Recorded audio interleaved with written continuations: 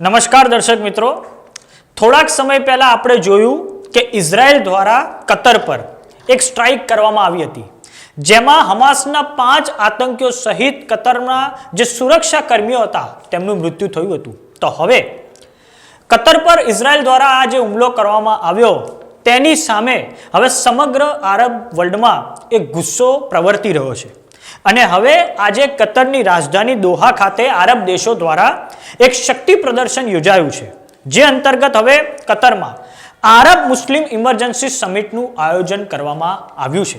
અને આ આરબ મુસ્લિમ emergency summit અંતર્ગત હવે આરબ દેશો એક પ્રસ્તાવ લઈને આવ્યા છે કે હવે નોર્થ એટલાન્ટિક ટ્રીટી ઓર્ગેનાઇઝેશનની તર્જ પર એટલે કે નાટોની તર્જ પર આરબ દેશોની સુરક્ષા માટે પણ હવે એક આરબ નાટો બનાવવામાં આવે. તો આજે આપણે આ વિડીયોમાં સમજીશું આરબ નાટો વિશે, એનું સ્વરૂપ કેવું હશે અને કઈ રીતે તે ઓપરેટ કરશે, અને સાથે જ આપણે સમજીશું કે મિડલ ઇસ્ટનો આ જે દેશ છે કતર, તેનું યુએસના જે સિક્યુરિટી ફ્રેમવર્કમાં કેમનું મહત્વ છે. તો સૌપ્રથમ આપણે વાત કરીએ આરબ નાટોની.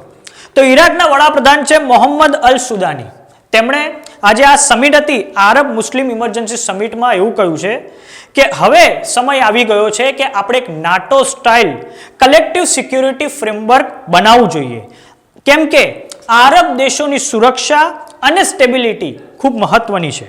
તો તેની માટે હવે ઇજિપ્ત દ્વારા એક કહેવામાં આવે કે ઇજિપ્ત દ્વારા એક થોડુંક ફ્રેમવર્ક પણ આપવામાં આવ્યો છે અને ઇજિપ્તે નાટો જેવું સંગઠન બનાવવા માટે એક નામ પણ આપ્યું છે, જેનું નામ હશે આરબ નાટો, જેમાં 20,000 સૈનિકો હશે. અચ્છા, એનું હેડક્વાર્ટર ક્યાં હશે? તો એનું હેડક્વાર્ટર ઇજિપ્તની રાજધાની કાયરોમાં હશે, જેનો ભાગ આરબ નાટોનો ભાગ 22 આરબના દેશો હશે અને એમાં ભૂમિ સેના હશે, જળ સેના હશે, વાયુ સેના હશે, સાથે જ કમાન્ડો યુનિટ પણ હશે. અને આમાં જે આરબ નાટો જે બનવા જઈ રહ્યું છે તેમાં મુખ્ય પાર્ટનર તરીકે સાઉદી અરેબિયા હશે.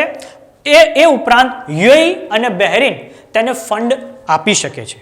તો હવે સમજીએ કે કતાર છે, જે મિડલ ઇસ્ટનો સૌથી મહત્વપૂર્ણ દેશ છે, અમેરિકાનો એ સહયોગી દેશ છે, તેની ઇતિહાસમાં એવી રીતે એક ભૂમિકા રહી છે કે તેણે ઘણા બધા દેશો વચ્ચે મધ્યસ્થતા કરાવવામાં તેણે પોતાની ભૂમિકા ભજવી છે. સૌ પ્રથમ વાત કરીએ હમાસની.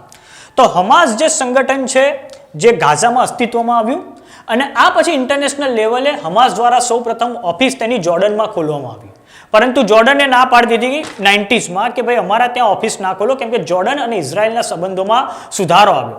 આ પછી 2000ના દાયકામાં હમાસ દ્વારા સિરિયામાં ઓફિસ ખોલવામાં આવી, પરંતુ 2011માં આપણે જોયું કે કઈ રીતે આરબ સ્પ્રિંગ આવે છે અને તે પછી હમાસ ત્યાંના જે સુન્ની આતંકી સંગઠનો છે તેમની સાથે સાંઠગાંઠ કરીને સિરિયામાં જે અલ અસદની સરકાર હોય છે તેમની પર હુમલા કરાવડાવે છે. આ પછી સિરિયામાંથી પણ હમાસે ઉચાળા ભરવા પડે છે અને આખરે હમાસ એ કતરમાં પોતાની ઓફિસ ખોલે છે.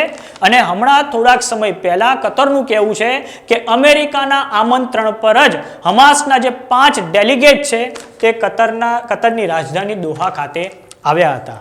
બીજું કતરનું મહત્વ એ છે કે 2021માં જ્યારે અમેરિકાએ અફઘાનિસ્તાનમાંથી વિદાય લીધી તે પહેલા 2020 ફેબ્રુઆરીમાં યુએસ અને તાલિબાન વચ્ચે કરારો થયા હતા, જેમાં કતારે ખૂબ મોટી ભૂમિકા ભજવેલી છે અને 2013ની સાલમાં તાલિબાનની ઓફિસ પણ સૌપ્રથમ એ કતારમાં ખુલી હતી.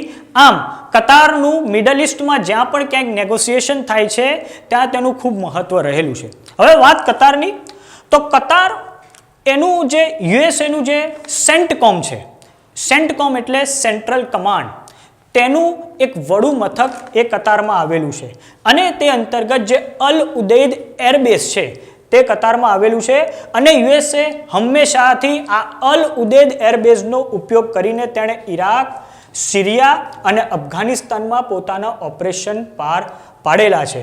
આમ કતાર જે છે તે યુએસએના સિક્યુરિટી ફ્રેમવર્કમાં ખૂબ જ ઇન્ટિગ્રેટેડ રીતે જોડાયેલું છે.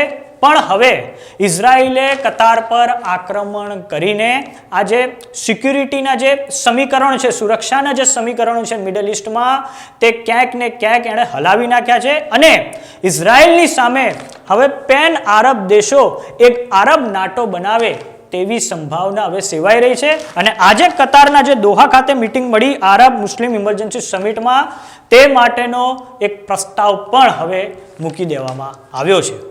તો આરબ નાટો વિશે તમારું શું માનવું છે અમને કોમેન્ટ બોક્સમાં લખીને જરૂર જણાવો. જો તમે અમને યુટ્યુબ પર જોઈ રહ્યા તો સબસ્ક્રાઇબ કરો. જો તમે અમને ઇન્સ્ટાગ્રામ અને ફેસબુક પર જોઈ રહ્યા તો ફોલો કરો. સાથે જ અમારી વોટ્સએપ ચેનલ આવી ગઈ છે, જોઈન કરવાનું ના ભૂલતા. નમસ્કાર.